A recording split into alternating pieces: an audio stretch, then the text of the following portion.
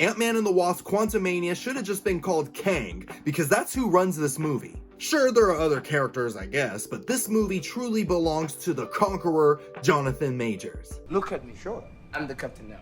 Majors plays as the villain Kang the Conqueror, and I knew he was going to be awesome going into this, but I had no idea he was going to be so next level. He really embodies who Kang is. It was straight out of the comic books and onto the screen. I loved it so much. He had the suit, he had the blue face, he was menacing and powerful. He was just perfect.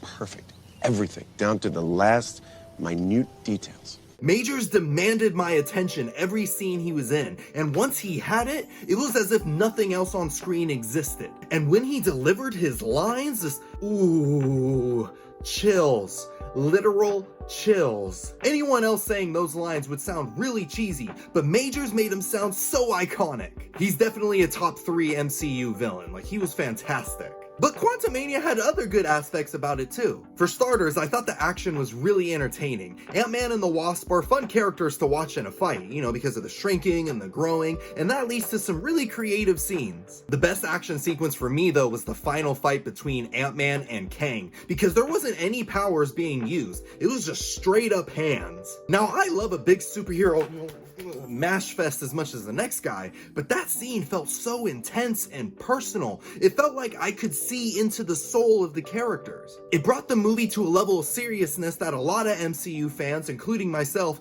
have been wanting to see more of in these movies, and it was beautiful in a weird way. That's what else I appreciated. This movie took itself just a little bit more serious. There was still a lot of forced comedy in this, but not nearly as much as movies like Thor: Love and Thunder. There are several moments in the movie, mainly with Kang, that make me feel genuinely intimidated. Ant-Man would try to be cute, and Kang's just like, hey bro, I'm not playing with you, and just start force choking him and his daughter, and I'm like, oh god, that's so cool. But no, Quantumania still feels the need to disrupt the whole tone of the movie with comedy. And while I did laugh at a few of the jokes, most of them don't land and they take away from the severity of the situation.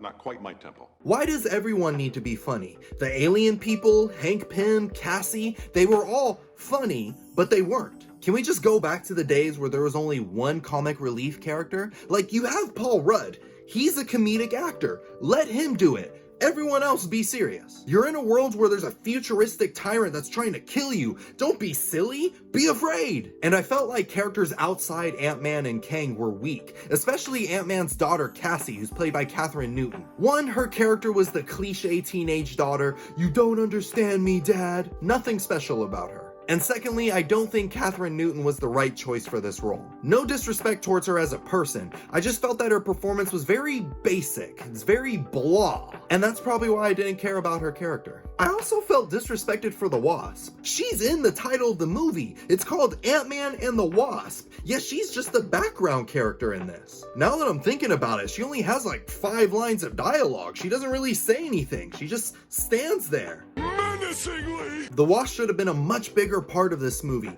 and as a comic book fan, that hurt my feelings. The dialogue also hurt my feelings. It wasn't atrocious by any means, but it just felt like the writers could have done better. The lines came off being cheesy, and it really took me out of the movie. Heck, even Kang's lines were really cheesy. Fortunately, Jonathan Majors is a savage and made masterpieces out of all of that cheese, but don't put him in that predicament. At the end of the day, Ant-Man and the Wasp Quantumania is fine. I can see myself rewatching it, but only because of Jonathan Majors' incredible performance. But I expected much more from this movie. Like, I felt like a lot was left on the table. But for what it is, I at least had fun.